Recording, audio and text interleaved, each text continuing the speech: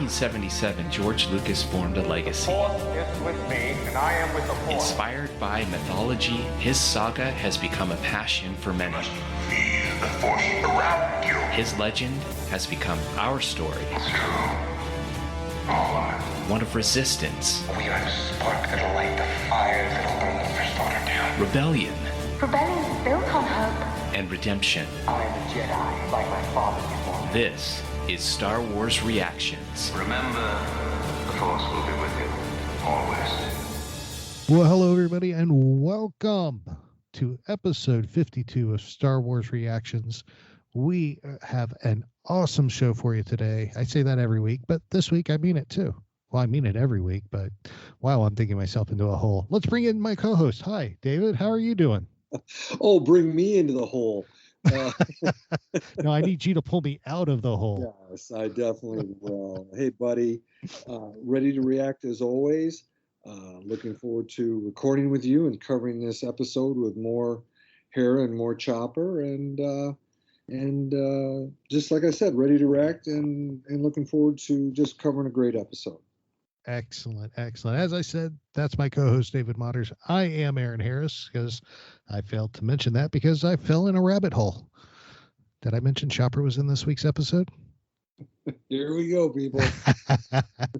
Oh, what an awesome week. We got a great show for everybody, for y'all. I hope y'all enjoy it.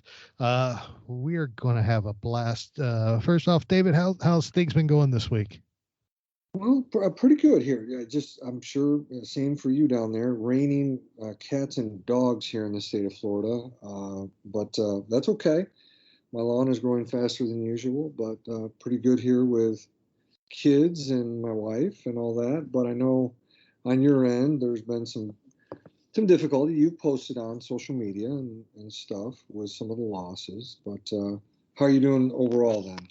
Overall, I'm doing okay. And as David mentioned, and if you follow me on my personal Twitter, you know that there's been some passings in the family that were expected, but still not easy to deal with. So we're just dealing with those. I'm flying up to Indiana this week for the services and get the closure and do all that. But overall, things are going good. And I just want to say a lot of people have reached out and sent messages and of thoughts and prayers and support, and I appreciate it. I haven't really been online that much to respond to anybody. I've seen your messages.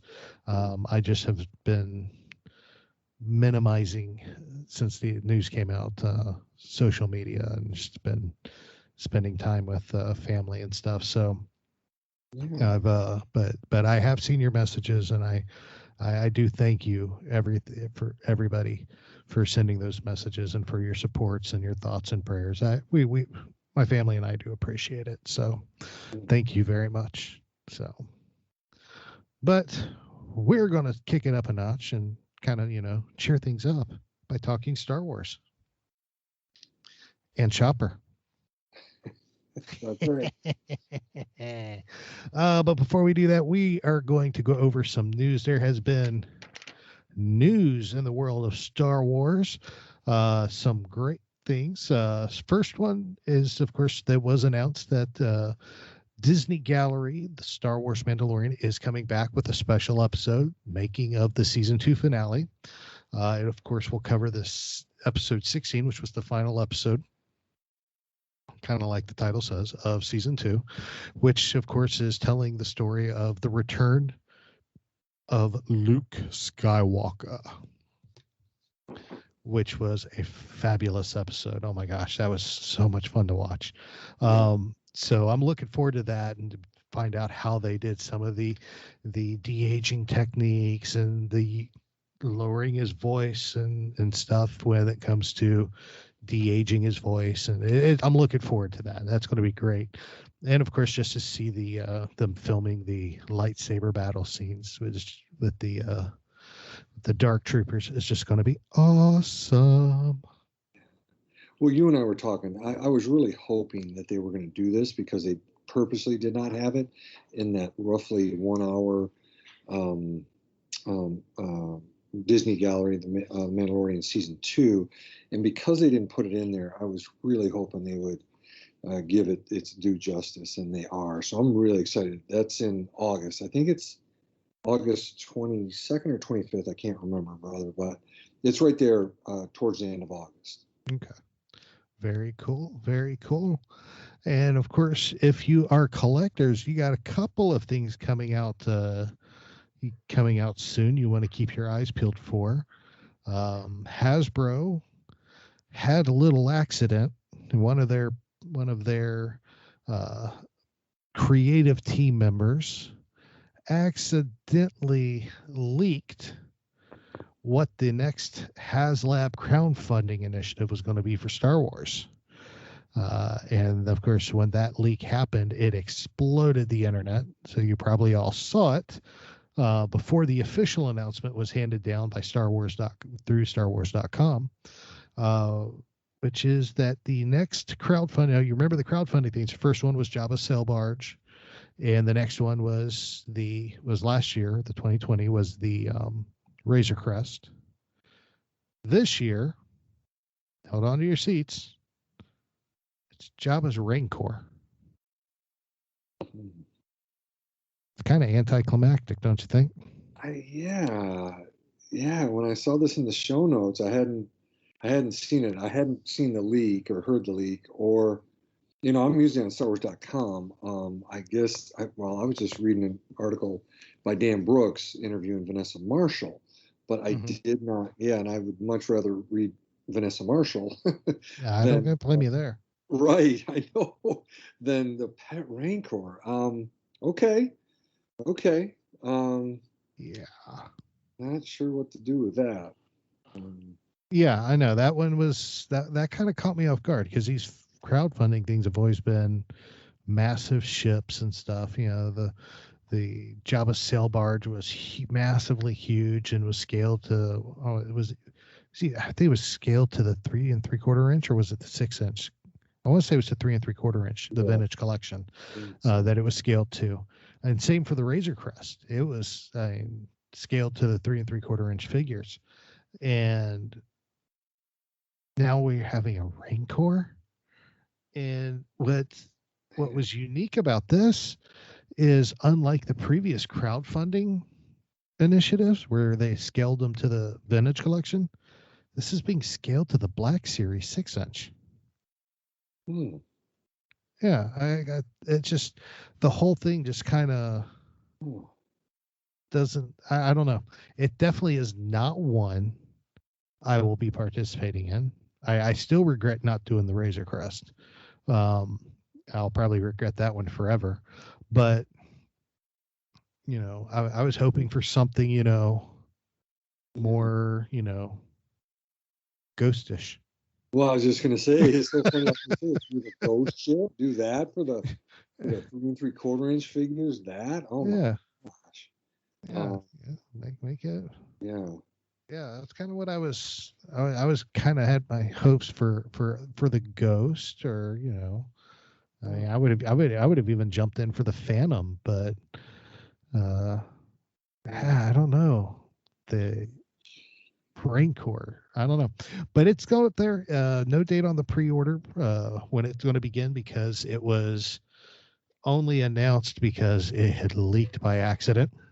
So be on the lookout. We'll let you know when the pre-orders go open, so you can grab yours if you're interested in it. The other item actually was announced this week. Goes on sale August 1st, so just a couple weeks away. And this is the new Lego Ultimate Collector Series Republic Gunship. And of course, everybody knows Republic gunships. Those are what the clones rode in on. It was their chariot into battle. Very, very popular, very recognizable gunship. And this will be on sale August 1st. This will have 3,292 pieces.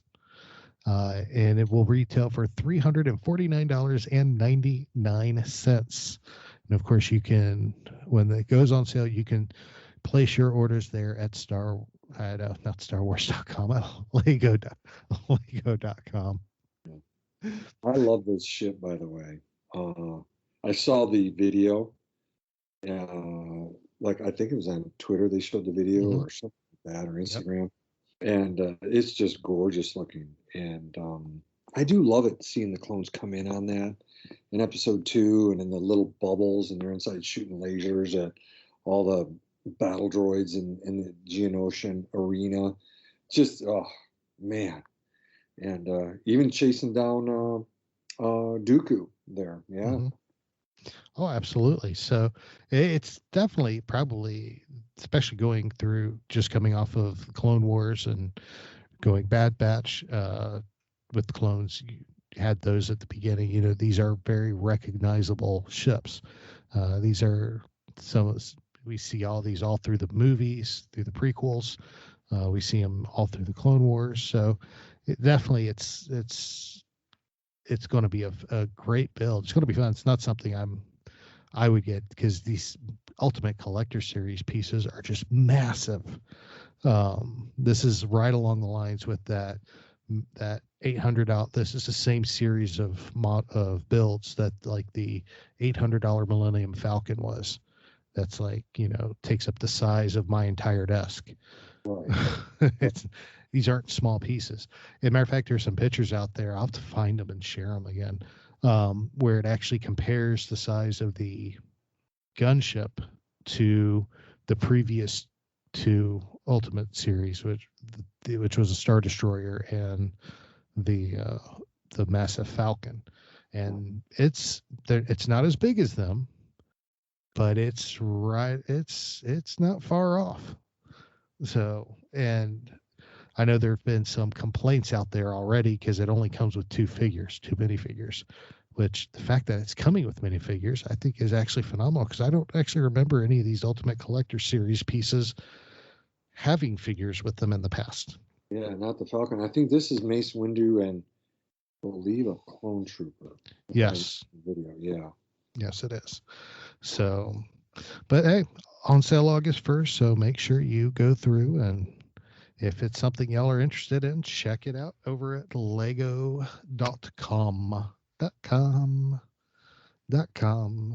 So be on the lookout there. So with that actually does wrap up all the news we have for today.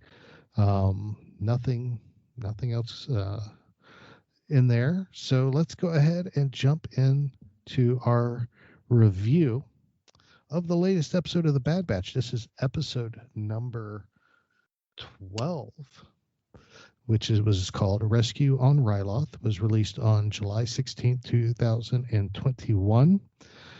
Directed by Nathaniel Villanueva and written by Jennifer Corbett. Y'all recognize Jennifer Corbett's name. She's also one of the producers. So picking up where the last episode, Devil's Deal, left off, Hera and Chopper are on the run from the Empire, who are holding her parents. They send a message to Omega and the Bad Batch asking for help, and Omega has to convince Hunter that this is the right thing to do. So they end up going to Ryloth and meeting up with Hera. After evaluating the security around the capital, Hunter decides it's too dangerous and he won't proceed with the rescue, but Omega and Hera lay out a plan that changes his mind. While Chopper, Hera, and Omega along with Tech and Wrecker, are attacking the refinery on the outskirts, Hunter and Echo are scaling the capital walls to gain access to rescue Cham and Eleni. The episode ends, of course, with Rampart admitting he underestimated Clone Force 99 and authorizes Crosshair to hunt them down. Great episode. David, what were your initial thoughts when you first saw this episode? Well, yeah, it's like like at the beginning when you had pulled me in to dig you out of the hole. When I said this is a great episode, I absolutely enjoyed this. I immediately jumped into the show notes that you and I do, and I typed, "This is Star Wars," and in essence, I said, well, I'm not just going to say that. I'm going to explain to people, well, what does that mean? And for me, it is, I'm an 8-year-old kid in 1977. And what is it? It's action, it's adventure, it's cheering for my heroes, booing the bad guys, laughing and shedding a few tears. For me, this episode had all of it. It was only missing the Jedi and the lightsabers. Again, for me as a kid and stuff like that, going to the theater, that's what Star Wars was all about, was those things. This doesn't have Jedi and lightsabers, but I'll let go because, this episode was just so good. I have to admit, I was worried. I was worried about Hera's mom. I thought she might die in this episode. So again, that can happen. Unlike some other stuff where we know certain people can't die, that was in the back of my head the whole episode. I was just really nervous. I was also waiting for Crosshair to shoot Hauser in the chest or the back as he was taken away. And it just, it kept me on the edge of my seat. I had, some tears, with Hera and the pain she was experiencing, wanting the crew, the Bad Batch crew, to get her parents out of custody, and I love Hera from obviously, all the seasons of Rebels. So that I loved Omega in that and the way she was, and supportive of even Gonki in this droid, or that droid in this episode. So overall, a great episode for me. Not just good, but a great one for me. Very good. Very good. I do have to agree with you. I love this episode. It was a great episode. The perfect follow-up to the Ryloth storyline. It was fun to see Clone Force 99 in action of just the way it should have been the whole time, I feel. And it was great, seeing Hera involved, seeing the conflict with the clones, seeing Chopper electrocuting clone troopers. It was all great. By the way, was Chopper was in this, it was great. I believe we truly witnessed in this episode, we witnessed the spark of rebellion on Ryloth. Wink, wink, nudge, nudge, don't you know? And ironically, sparked by Hera. Yes, that was a Rebels joke, y'all. Just deal with it. Yes. Again, another fantastic score by Kiner. Oh my gosh, he did incredible throughout this episode. And Hauser, has rapidly become one of my favorite clones in just the 2 episodes he's been in. And there's 2 reasons for that, which we'll discuss later in the episode. But he's definitely one of my top clones now. He's right up there with Rex for me now. And I love it. I love them. So great episode altogether. I'm looking forward to breaking down this episode even further. And oh yeah, did I mention Chopper's in the episode? I think we're going to get to the season finale and you're still going to go back to these 2 episodes. Episode 11, episode 12, still my favorite, Dave. A couple years from now, we'll sit down and we'll do a look back at the Bad Batch, and we'll do like our top 5 episodes, and it'll be Chopper episode 1 and Chopper episode 2. I know this. I hope our listeners are just laughing with us and just having fun with it. Yeah, I hope so. All right, well, let's go ahead and jump into this episode here, into some of our talking points and get going. Of course, the episode starts with Chopper and Hera, of course, on the run. They are needing help, so they actually contact the Bad Batch. We find out, to Hunter's dismay, that Omega has given Hera their transmission frequencies in case of an emergency. And of course she calls for help, and Echo kind of dismisses it like, kids exaggerate things. It's not really, it's probably not as bad as she's saying. And Hunter's like, we can't just go every time somebody needs help. And Omega looks at him and goes, why not? That's what soldiers do, isn't it? And of course, that's pretty much all the argument anybody needs. So they turn around and go. Now, when Hera called, of course, it was a recorded hologram, and very reminiscent, very connecting to A New Hope. Don't you think, David? Oh, definitely. It's interesting. I typed this into our talking points. That you and I do this for each episode. Just some things that you and I want to discuss that stood out to us, and I put this in here on Friday evening after I'd watched the episode. Interestingly, today, Monday, we're recording on a Monday instead of a Tuesday. The episode guide came out, and it's either Dan Brooks or Kristen Baver who will write the bad guys. I think it's called Declassified, like 5 main points that either one of them sees.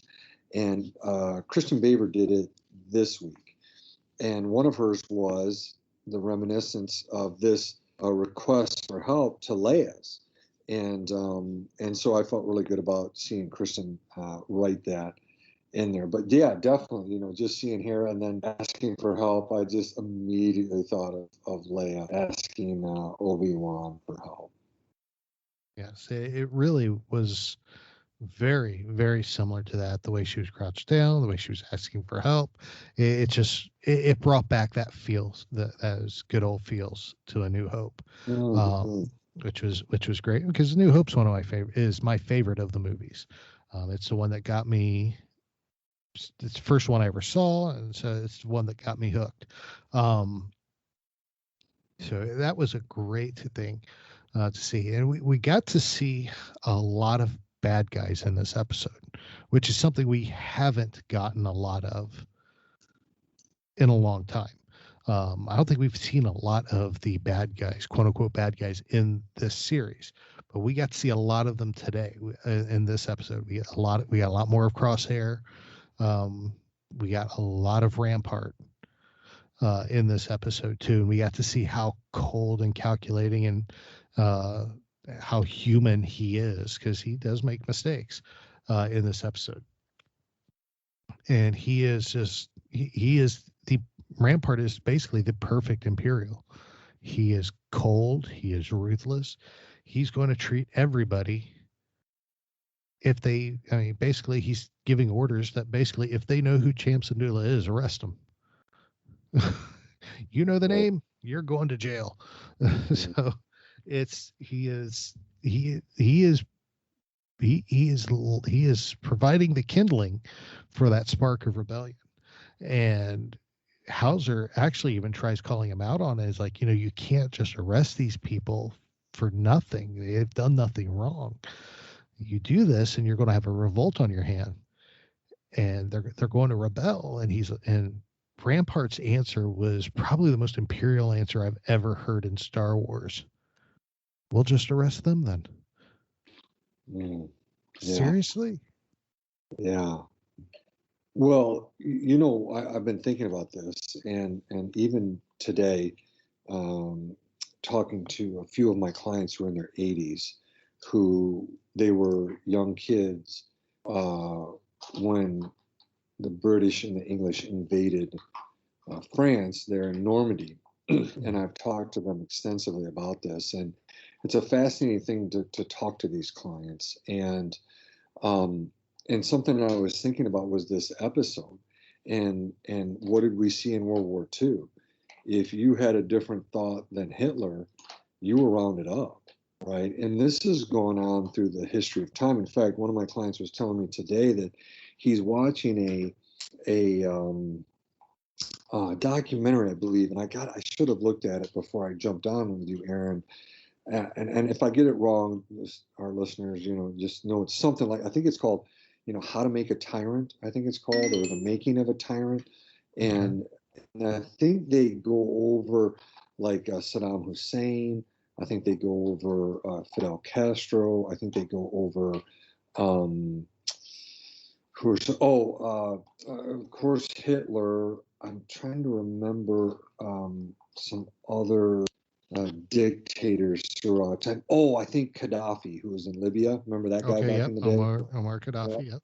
Yeah, not too far where Star Wars was shot in Tunisia, but in Libya. And so one of the things that my client told me today, again, he's in his mid 80s, is he said, one of the first things all these tyrants do is they round people up. They round people up. And when he said that to me on the phone, he doesn't have a clue about the Bad Batch or any of this stuff. I love him. He's such a sweet guy. But again, and I'm just sharing this to say that the conversation fit perfectly with what we're covering in this episode. Rampart is doing exactly what you said, Aaron, playing the part of the person who does not want to hear dissent. And something that's been used throughout history to try to quiet opposition. Exactly. So that's very interesting. I love that. I love how work sometimes just plays right into Star Wars. It was perfect today. I'm like, I got to share this tonight. Again, keep confidentiality always. Of course. But I want to encourage clients. I do want to watch this, the making of a tyrant or how to build a tyrant or whatever. But yeah, dictators. Yep. I'm actually writing that down so I can look it up. Yeah. All right. So I'll have to look that up and see if I can find it too, because I like those type of history shows. Yeah, definitely. I've watched so many History Channels. Probably gets more viewing in my house when my family's not home than anything else. So. Oh, well, consistently, my wife, every time I walk in, she's watching a documentary on, black and white videos, and you can see how Hitler built Nazi Germany, and some of his followers, and she'll watch all these documentaries from every different angle, not just from a Nazi perspective, but a lot of the different ones on World War II and stuff like that. So she gets into them, and it's just sometimes you just get pulled in. They're fascinating things, but hopefully we can learn from them.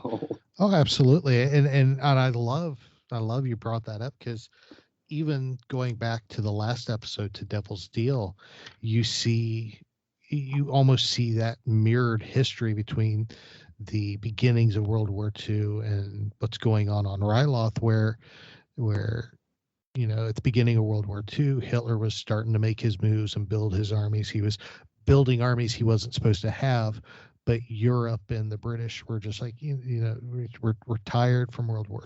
We're still exhausted from World War I. We're still rebuilding. We don't want another war. We're just going to ignore it. And they did. They ignored it till Hitler was just too strong and on the move. And then we have in Bad Batch, we see on Ryloth, the Imperials are just literally moving all over the place. And you got Cham like, I just want peace. I just want peace. Can we just have peace? Can we just have peace? And then when they move against Hera, it's war. It's, you move against the family, and then of course you have no choice at that point. And I think it was a nice mirror in that episode. So well said. So, all right. So we're going to keep moving, but before we do, we are going to take a quick break, and we will be right back to discuss more about Rescue on Ryloth. I couldn't remember the name of the episode. Haha. We're going to talk more about Rescue on Ryloth right after this break. Welcome back, everybody. Aaron and David here. We are discussing Rescue on Ryloth. Now, one thing I really like about this, David, is we actually pretty much get the answer to who won that Dejeric game back in Common Ground. Yeah. Because good point, man. Not only is Omega on the mission, Omega's calling shots, and he's sending Omega out by herself with Hera in this episode. So we know, obviously, at the end of Common Ground, that the Dejeric match where, if I win, I'm part of the squad. We obviously know who won. Yeah. And which is awesome to see. It's nice to have that answer, even though it wasn't stated outright. It's there. And we get the information here they meet up, they arrive back on Ryloth. They meet up with Hera at what we find out was, Cham Syndulla's old headquarters for his battle against the Separatists. And they decide, she's telling him what's going on. They go out, they examine the security around the city, and it's decided that Hunter, especially when he finds out Crosshair is there and everything, he's like, no, it's too dangerous, it's too secure. This ain't happening. Sorry, kid. We'll get you off planet, but there's nothing we can do. And of course that upsets Hera, and of course Hera goes off. Omega goes to comfort Hera and basically tells her, if Hunter doesn't see a plan, but if we present him with a logical plan, he'll go for it. And she's like, who's better than to come up with a plan than you? Because you know this place better than anybody. So they come up, and I love the fact that it's Hera and Omega coming up with this plan. And they present it to Hunter and the rest of the guys, and they go for it. Look at the talent and skill Hera has creating these type of strategic plans as a kid. No wonder she was a general in the rebellion. That's right. Well, you know what it is, buddy? It's Omega's strategy, which we've been told by Sid, is she's seen nothing like it in all of her years. So it's Omega's strategy to help Hera develop strategy, to convince Hunter that the strategy is sound. Yep. And it works. Listening to a good argument, and I get it. It is a push-pull. Hunter is looking at this, and he's not just thinking about Hera's parents or Hera or Omega. He's thinking about all of the Bad Batch. And it's true. You can't just run headlong into every single thing that you think is the right thing, because the next thing, you're dead and you're not helping anybody. So it is. There's part heart, but you got to use your brain too. And so I do like this. I'm with you. I like seeing Omega and Hera do this. One, because we've been told about Omega's strategy, and maybe that's her, I'm calling it superpower. But for Hera, it makes perfect sense to see her doing this. And then, of course, seeing her head up the Ghost crew in the Rebel series. So I really enjoyed that part, and little diagrams and little schematics of the refinery. The Dunium refinery. I just always like that. I think it's really cool. It really was. And you know what the best part of the plan was? Oh, geez. Chopper was projecting it.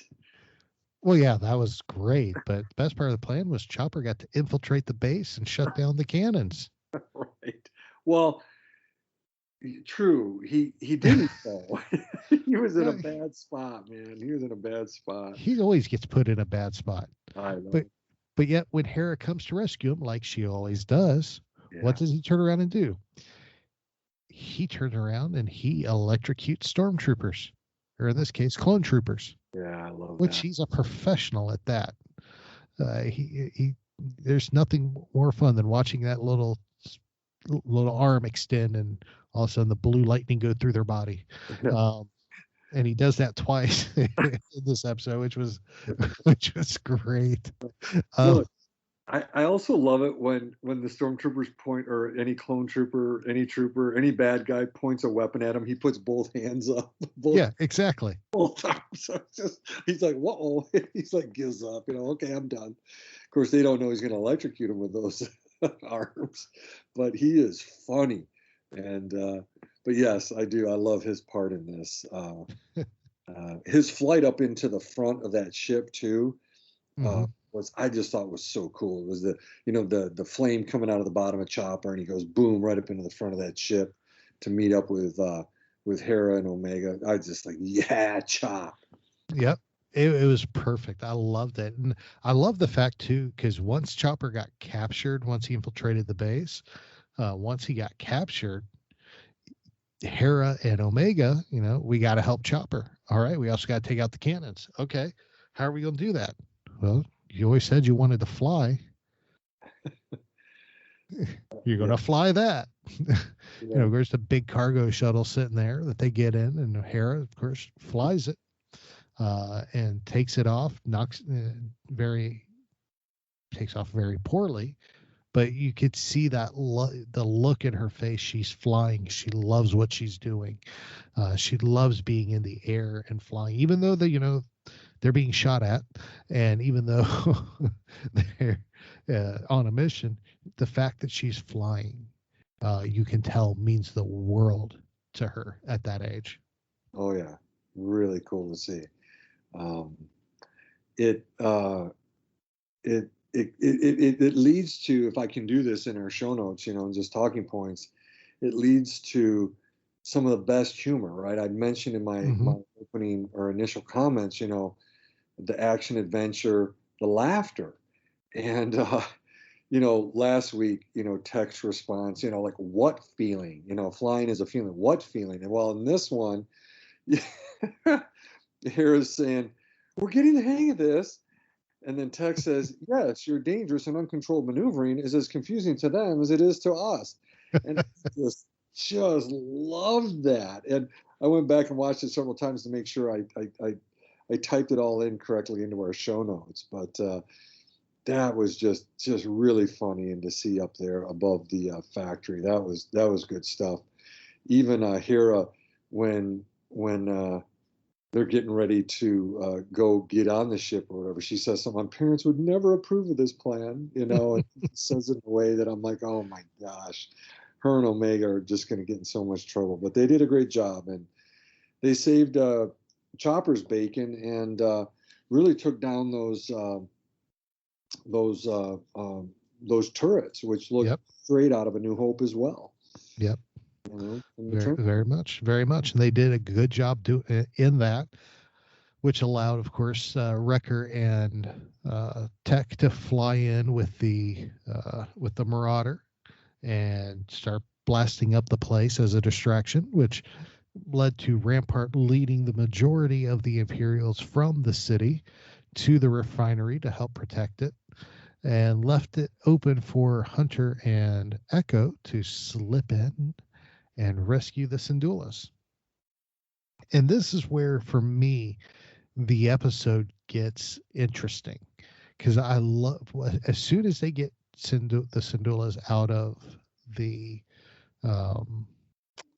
cell and they start making their escape, to me, this is where it gets interesting, because during this time, Crosshair realizes, wait a second, this is a tactic. They're misguiding us to that's not their target. The refinery is not their target. So he, instead of following Rampart's orders and going to the refinery, he stays put.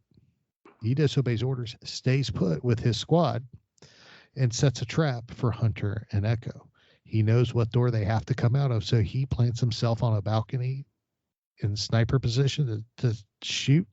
He's got troops with shields across the front, just waiting for them to come out. And out come, when they get to the room right before they exit into that courtyard, a door opens, and there is Hauser, Captain Hauser, who's like, you don't want to go that way, Cham. It's a trap. And Cham, of course, is questioning him, because that's all he's done through the episode. When Hauser came to see him when he was in jail, he's like, I'm trying to help Hera. You got to tell me where she is. He goes, are you going to help Hera just like you helped Ryloth? His trust, any trust he had in Hauser, was completely shot at that point. But he takes off again. We see him taking off his helmet, which is something we don't see a lot of these clone troopers nowadays. He removes his helmet and has a heart-to-heart. He's like, look, I was wrong. What the Empire's doing, it's wrong. And I failed. He basically admits he was on the wrong side, and he is now on their side because what they're doing is wrong, and he doesn't want to be a part of it. So they're like, you can't go that way. So then they're like, you know what? Senator Ta, who we find out Orn Frital, who was shot at the end of the last episode. We find out he's still alive and he's doing well. His shuttle is up in the upper hangar bay, so they can escape through there and take that shuttle. So as they're all leaving to do that, they tell Hauser, come with us. They're going to know you helped us. And to me, this is the reason right here that I like why Hauser's one of my favorites now. Because these 3 sentences sum the man up, and it's somebody I would if they were real and standing in front of me, I would respect wholeheartedly. He says, I will not abandon my squad. They're good men. I have to get through to them. And boom, that was it. Everybody ran off. He takes a deep breath and starts walking toward the door. And there's so much happening in this scene. It's just so, and you said it best in our show notes when you're talking about how much is being said with not a single word spoken. The expressions on their faces, the expression, even Hunter, who was in his helmet, just the way he turned his head spoke volumes at this particular moment. Yes, I mean, like I did. I just, by the end of this episode, I just was like, man, they did such a great job with the animation of the characters' faces. And I put, Hauser and Crosshair, like just how they're able to animate so much more than, say, the original, first season of the Clone Wars and stuff like that.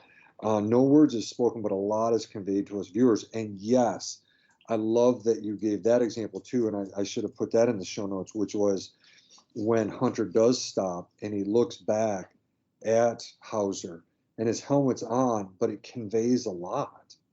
And I'm really noticing that in this season. But particularly in this episode, it was so good.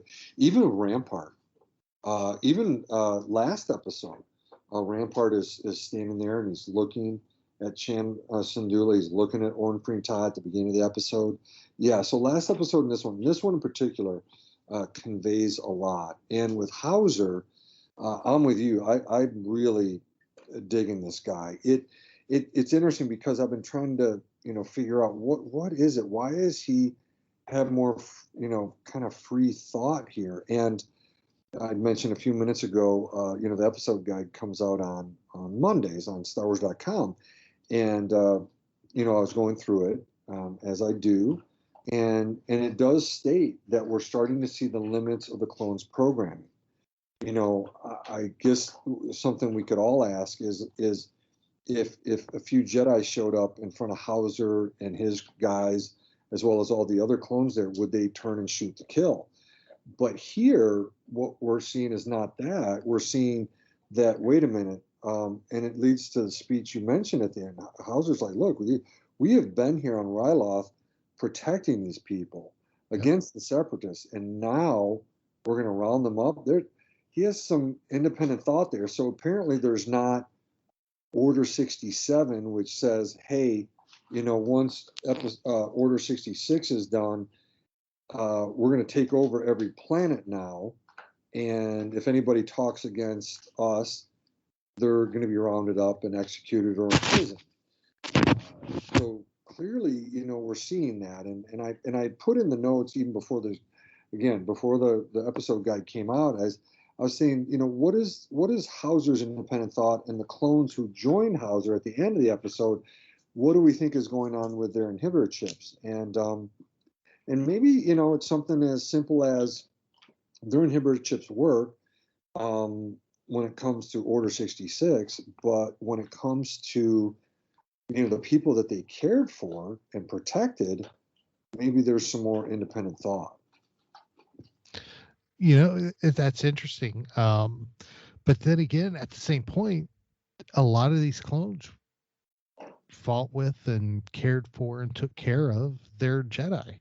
So it's very, I don't know. it's interesting to think that their inhibitor chips wouldn't, inhibit more than just wouldn't contain more than just the orders to kill the Jedi. There would have to be more to it to inhibit their uh, reasoning centers of their brain to keep them from, doing exactly what Hauser did just at the end of this episode, where he was like, no, this is wrong. This can't be right. Those inhibitor chips had to have been a part of that. But, it could be too the fact that, and with any type of industry, when you mass produce so many items, there's going to be a bad batch, no pun intended. And we know that there's the Clone Force 99s didn't work because of issues with their genetic mutations and genetic defects and stuff. And we know that there were others that we saw in the end of Clone Wars that were just malfunctioning. We saw Wreckers kick in because he got hit in the head too many times. So how many of these other chips were defective? How many of the other chips triggered early because people got hit in the head during battle? I mean, these are all things that could have happened, and I don't think we'll ever. I would love to find out the limitations of the inhibitor chips, but I think that's going to be. I got a feeling that'll just be left as a gray area. I completely agree. And here's the other thing. I didn't put it in the show notes. I meant to put it in there, but when you see Rampart talking with Hauser, and again, here's another one of those little animation things in the last episode, when Ornfrey Ta is shot by Crosshair, you see Hauser look up. He can't quite see who's shooting though, right? But again, just that animation, that look up conveys a lot. And when he questions Rampart and saying, hey, look, it was not Cham Syndulla and his crew that did the attempted assassination on Ornfrey Ta.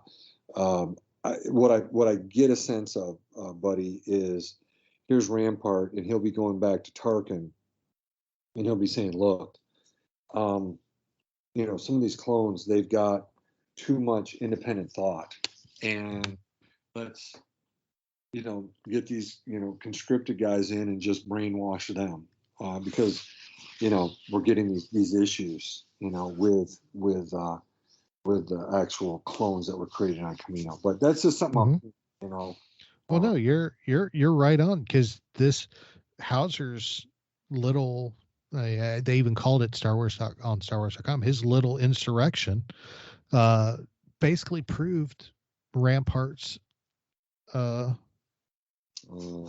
belief that they're better off with conscripted volunteers who want to be there versus a purchased clone army. Yes, and and one of the first couple episodes, he's talking to Tarkin about that. Yeah. Which is why Crosshair has this squad that we've seen not that often through after they were put together, but he's got that squad because they're all, besides Crosshair, who's leading it, the other members of that squad are human. They're not they're conscripts. They're not clones or anything. They're human. They're a couple. There was a couple women and two women, two guys initially. I think it was. Exactly. Now it's, I think, 2 women, 1 guy, right? Because the one got shot by. Yes. Sorry, yeah. So he's proving their point, but at the same point, you're talking about a massive conscription effort. So we know it happens. It's just a matter of when is it going to happen. This is probably the trigger that helps turn that page. One of the defining moments that helps turn that page from a clone army to a army of conscripted stormtroopers. I agree. This is all Data by Rampart and Tarkin. They're taking it in, and it's starting to pave the way to what we see in Episode 4. It's all Hauser's fault. Right, I know. I was going to say Hauser's. Right. So now, one of the things that we've talked about all this about Hauser and the animation and the impacts of his little insurrection there, but there's in the lines that I read about him not abandoning his squad, and you mentioned it quite well with that look that Hunter turned and gave him through his, even though he had his helmet on, you could tell it was a lot of emotion in that moment as he turns and looks at Hauser walking to the door and putting his helmet back on before he steps outside and gives his speech. I personally, and I look, I have no inside information. I never do. But to me, that was a defining moment for Hunter. One thing we've talked about off and on and questioned whether, and there's been a lot of speculation, is will we see any redemption for Crosshair? And Star Wars is a story of redemption. There's always a redemption story in Star Wars, and I wouldn't put anything past the Bad Batch to have a redemption story for Crosshair. It wouldn't be Star Wars without it, in my opinion. And I think one of the reasons Hunter kept running the way he has is he didn't want to face Crosshair. But I think this is the moment that he realizes that he hears the words that Hauser spoke, and then he decides, I think that's the moment it goes off, I can't abandon my squad. Well, he has abandoned part of his squad. He's abandoned Crosshair. He hasn't tried to rescue Crosshair. He hasn't tried to redeem Crosshair. And I think I think we'll end up seeing this as a defining moment in Hunter's in the mission of the Bad Batch, because I honestly think this will be a moment that when we look back on, this will be the moment where Hunter decided to try to save Crosshair. I think you're hitting on something. I really give you credit for this. I didn't completely think about that, but it makes a lot of sense that it's heading that way, especially if we've got 4 episodes left. We'll be ending in mid-August, and so this is coming fast. So I like where you're going with this. Yeah, I mean, I would love to see, I almost would say I would be disappointed if there wasn't an attempt to redeem him. There has to be there's always a redemption story. There's always a redemption story. We saw Callus redeemed in Rebels. We saw Tam in Resistance. Mm-hmm. But even Rogue One was was several redemption stories. We saw the redemption of Jyn Erso. We saw the redemption of Cassian Andor. We saw the redemption of Baze. Yeah. I mean, these are all stories those are multiple stories in one movie of redemption. So, it's, the original, Star Wars trilogy is the redemption of Anakin Skywalker.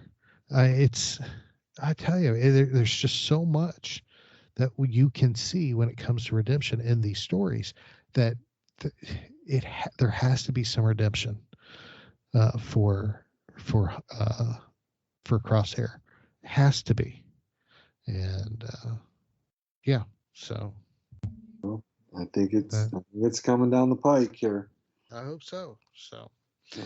All right. So anything else before we wrap up the episode? No, I would add, in my initial thoughts, I had mentioned action, adventure, cheering for my heroes, booing the bad guys, laughing, shedding tears, of course, Jedi and lightsabers, but also what you said, also redemption. That's what Star Wars is all about. So I would just add that to my initial thoughts before we before we go into our final thoughts.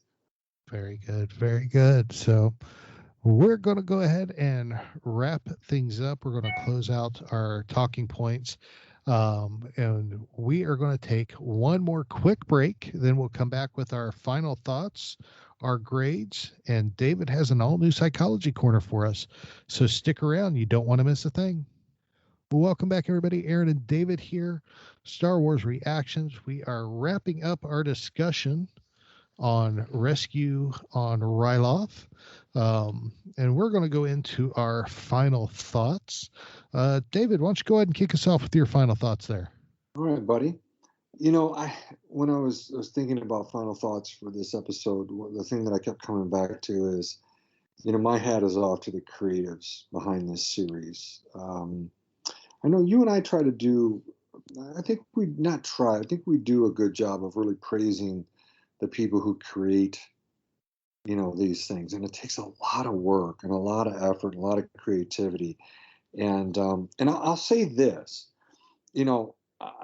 looking at all these different Star Wars series that are going to be on Disney Plus, I was looking forward to, say, the Bad Batch, but not as much as, say, The Mandalorian season 3 or Kenobi, stuff like that. Maybe even Andor. There's a number of them. Even Book of Boba Fett. I'm pumped. I want to see all those. But I'll say this: the way that they've laid out these episodes and how they've brought in various characters, is, in my opinion, brilliant. Some people would disagree with that. I just think it's great. I can't wait to see what they have in store for these last 4 episodes. I'm ready, and I don't want it to end. At the same time, I'm looking forward to watching these 4 episodes again, if that's how it plays out, instead of 2 more, or is it 4 more? But I think either way, we all have a lot to look forward to and to enjoy. So overall, looking at this episode, just like last episode with Hera and Chopper and being on Ryloth and Cham and the whole crew, I gave last week an A. Same thing this week. Grade, nice solid A. Very good. Very good. A good solid A for David. I loved this episode. Did I mention Chopper was in it? It was a great episode. I loved every minute of it. This, as a whole, the 2-part episode was to me the perfect bridge between the Clone Wars and Rebels, and it bringing those 2 worlds together. And Chopper was in it too. I love the fact that Hera came up with the plan and got to fly her ship during the rescue. I love how well we got to see Omega and Hera working together. I loved the few seconds that Hunter and Hauser were together. I loved seeing the unknown impact that Hauser's sacrifice there at the end had on Hunter. And I just, it was just a fabulous episode, and Chopper was in it. It was just all around, probably some of my favorite Star Wars. I loved it. As an individual episode, I'd give it an A, as well. It's a good solid A. Now, if you took the 2 episodes and made them 1 episode, then it would be a full-on A+. Because of everything that would have been in it. But individually, I have to give this one an A. Nice. Of course, we want to know what you think of this episode. Of course, you can let us know what you would grade it, either on social media or via email. On social media, we are on Facebook and Instagram, both at SW Reactions. And of course, Twitter, SW Reactions Pod. Of course, you can always email us, show@starwarsreactions.com as well. Let us know what you think. We'd love to hear it. Now, David, it's my understanding you have an all-new psychology corner for us this week. I do. We continue to give away psychology to help our listeners, anybody, who listens in, to help with, stress, depression, anxiety, and all of last year, covering The Mandalorian season 2, did it there as well. And so, yeah, we're trying to produce new content in the Psychology Corner here. So, as I've been doing over the last few episodes, I like to give a quick review. Again, it always helps to hear things, have things in order, have our minds straight about what we've been covering here. So, just a quick recap. Over the last 2 podcasts that Aaron and I have done, episodes 50 and 51 of Star Wars Reactions, I've shared some techniques from acceptance and commitment therapy. It's also called ACT, not ACT, it's called ACT. And I've shared some techniques to help, our listeners decrease their stress, depression, and anxiety. And so in one of those episodes, I went over 3 mindfulness techniques. There's more than that, but I went over 3 just to make it quick, make it easy, doable for our listeners. And I had taken those from The Jedi Mind by Amy Ratcliffe. And she had liked that I had used that, and of course, give her credit for that, and always will. And so I'm so thankful she wrote that book. I would encourage any of our listeners to get it, called The Jedi Mind. So I went over those, and those fit within pivot 4 of ACT. There's 6 pivots total, but I kind of did pivot 4 first before pivot 1, which I covered last week, just because I wanted to get something to our listeners quickly. And so that's why I started with pivot 4, just the 3 mindfulness techniques. Okay, so last week, as I mentioned a second ago, I went over 2 techniques within what's called pivot 1, diffusion of ACT. And those were called Leaves on a Stream and Give Your Mind a Name. Now, I just, again, would encourage people to listen into Star Wars Reactions episodes 50 and 51 for more details on all those techniques. Again, you'll hear me explain those out. So that was just a quick recap. In this episode, I wanted to cover ACT Pivot 3, acceptance. All right. And so, I had wanted to do some research on this, even beyond some of the stuff I had read by Dr. Stephen Hayes, who again is considered the originator of ACT. All right. So I went back, and I knew, kind of like with acceptance, there's that issue of accepting things we can change and accepting things that we can change, right? Making the effort to change those things and then not wasting effort on things that can't be changed. And so I'm like, that obviously sounds very similar to the Serenity Prayer. And I'm like, wait, I've heard the Serenity Prayer. I've had a very rudimentary or very basic understanding of it. In my mind, growing up as a kid and adolescent and now as an adult, I always thought of the Serenity Prayer as, hey, God, help me to see what I can change, help me to see what I can't change, and please give me the wisdom to know the difference. And so I said, who wrote that? Who wrote the Serenity Prayer, right? And so I did some research on this, and I remember looking it up the first time, and I could not remember the guy's name. And so I looked it up again. This is several months ago, and because I just wanted it in my mind. And the Serenity Prayer was originally written by Reinhold Niebuhr, right around 1932 to 1933. And you might be saying, okay, David, why are you talking about this? And in terms of helping with depression, anxiety, and stress.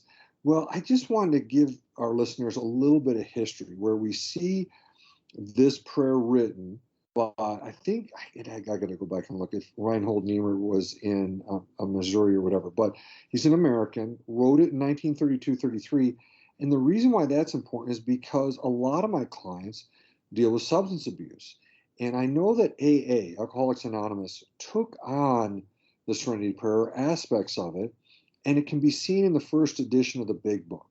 And that was originally printed and came out in 1939. I had the 4th edition of the Big Book. One of my clients who was at the time 30 years sober had gotten me a copy of the Big Book, and which I really appreciated because it's such a massive part of my work with clients is substance abuse. So again, you see kind of this history from being written in 32, 33.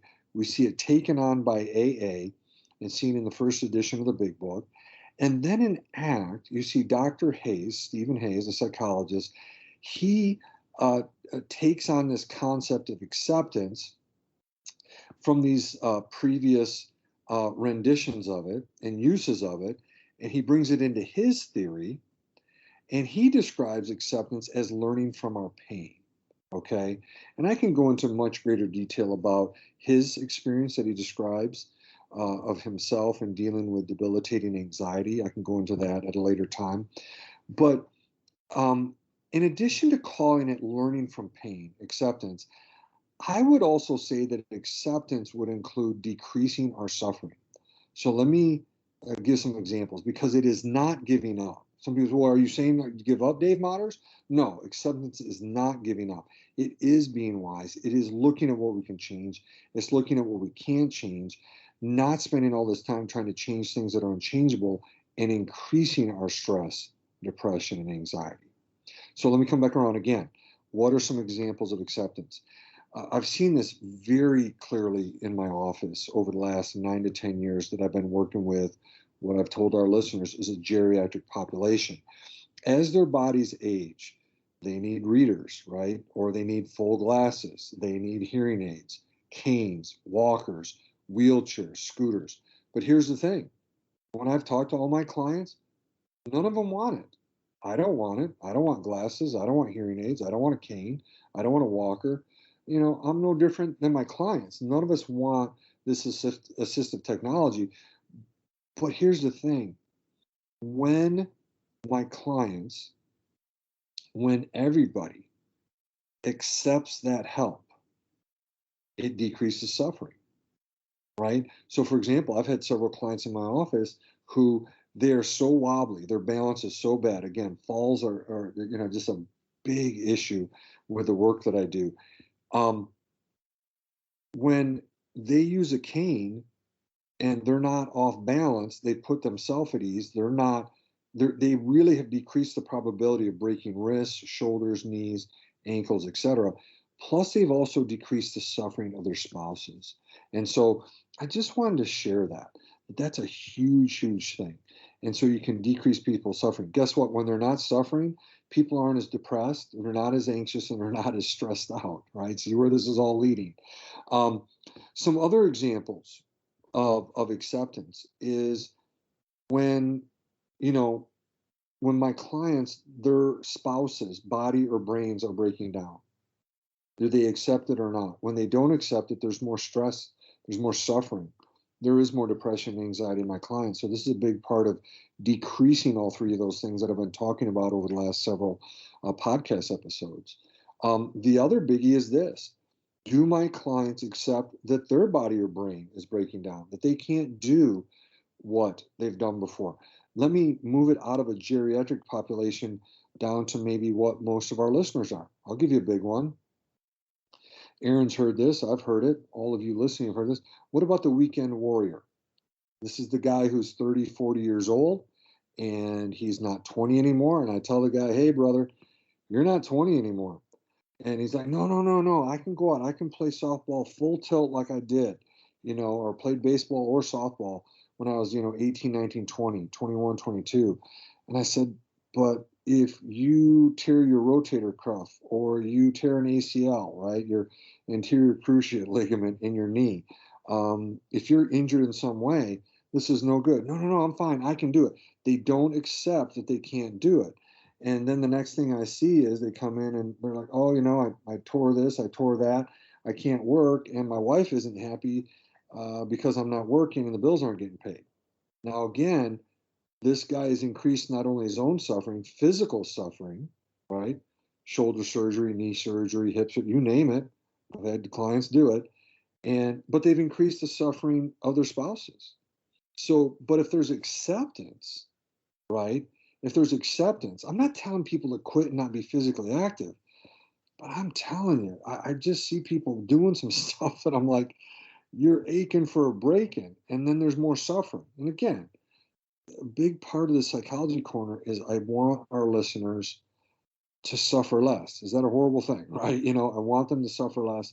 I want them to feel less stress, less depression, less anxiety. So I wanted to give an example of this lack of acceptance at a younger age, not just a geriatric population. Another quick example is when I have people who are, in their 30s, 40s, 50s, and they can't accept that a spouse has died at a young age, or a son or a daughter. These are other situations in my office that prove particularly difficult, and the suffering is higher. I've had instances where, a mom or dad accepts the loss, the death of a son or a daughter, but the other spouse doesn't. Guess who has less stress, less depression and anxiety? The parent who's accepted it. It doesn't mean they're giving up. It doesn't mean they're not living life. But that particular parent, you want both, has understood, I need to accept this because I cannot bring people back to life. And of course, if mom and dad could do it, they do it. If I could do it, I'd do it. You do it for those parents. But acceptance decreases suffering. And so that's why, again, I wanted to cover this, because I wanted to decrease our listeners' suffering or stress, and of course, their depression or anxiety. So again, I'm not saying that acceptance is easy. It's not. And I've worked with clients on this for a long time. But acceptance is critical in helping people to ultimately decrease stress, anxiety, and depression. And so there is coverage of Pivot 3 of ACT. And I'm trying to decide right now what kind of route I want to take. I know there's 6 pivots within ACT. I'm not really sure I want to cover those right now. I'll just have to wait and see, look and see what these next few episodes present, see if they match up pretty well with those particular pivots that are left for me to cover, and go from there. But ultimately, just know that there are more psychology corners to come. And of course, we can always wrap around and cover some of these in more detail. So hopefully people are enjoying this. It's helping them, and they are becoming good psychologists. Right, Aaron? Very good. Yes, I hope they are too, because I know I am. That's right. Love it. Love it. Let us know what you think of David's Psychology Corner. You can always hit us up on any of our social media pages at any time. Facebook at SW Reactions, and Instagram at SW Reactions, and Twitter at SW Reactions Pod, or of course email us show@StarWarsReactions.com. You can always hit David up and ask him about his Psychology Corner or about Star Wars in general. David, how would they go about doing that if they wanted to? Yeah, as always, the first 2 have been stalwarts. Those are Twitter, and that's at David_Modders, MODDERS. The other one is our email, and it's david@StarWarsReactions.com. And then the new one that I need to be posting more on, and I'll get more pictures up on there. And it's Instagram. And if people just type in my name, David Modders, they'll find it. Very cool. Very cool. You definitely want to check him out on Instagram there. Of course, if you want to talk Star Wars with me, best way to do that is on Twitter at TAHarris121079. Or, of course, you can email me anytime, Aaron at StarWarsReactions.com. Love talking Star Wars, and we will do that anytime. David, my friend, this has been a blast. Oh my gosh, we said it. We did. I like what you said. I love what you said at the beginning. You said, look, we say it's going to be a great episode, and you and I feel that way. We're pumped. We want to record. And I felt the same way as you. I enjoy it. I love talking Star Wars with you. I love sharing the Psychology Corner with our listeners. And so, yeah, ultimately, it's a great time. It's what's the old saying, is better than a stick in the eye. Absolutely. Absolutely. There you go. I hope it's better than a stick in the eye. That's what we'll hope. I think we would all hope that. I would say if you don't like it, go put a stick in your eye, but I'm not going to say that. Oh, Lord, I love it. Thank you, everybody, for listening in this week. We appreciate each and every one of you. We pray for y'all, care for y'all, and wish y'all the best in life, and hope everything is going good and getting better for y'all. So thank y'all for listening. Remember, this is your place for elegant discussion for a more civilized age. If If you would like to share your thoughts, you can email us at show@starwarsreactions.com for our show notes and the latest news from the Star Wars universe. Visit our website at www.starwarsreactions.com. You can also follow us on Twitter at SWReactionsPod or on Facebook at Star Wars Reactions. If you enjoy our show, please leave a review on iTunes. This podcast is not endorsed by the Walt Disney Company or by Lucasfilm Limited. It's intended for entertainment and informational purposes only. The official Star Wars website can be found at www.starwars.com. Star Wars. All names, sounds, and any other Star Wars related items are registered trademarks and or copyrights of Disney and the respective trademark and copyright holders. All original content of this podcast is the intellectual property of Star Wars Reactions unless otherwise indicated. Star Wars Reactions. Elegant discussion for a more civilized age.